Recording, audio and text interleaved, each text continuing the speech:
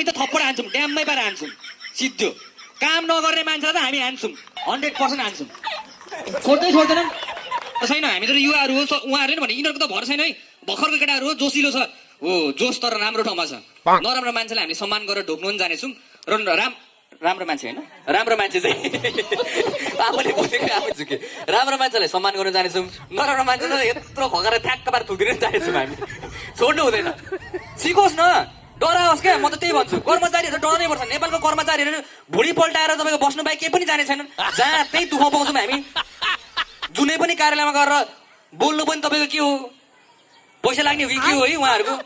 यति महँगो छ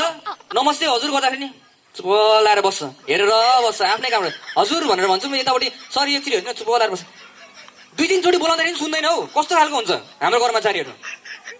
अनि लास्टमा गएर त तपाईँको कुरा भोलि आउनु क्या तपाईँ भोलि आउनु भनेर भनिदिन्छ फेरि भोलि अनि यो जहिले भोलि गर्दाखेरि कतिजना मान्छे त मरि पनि सक्छ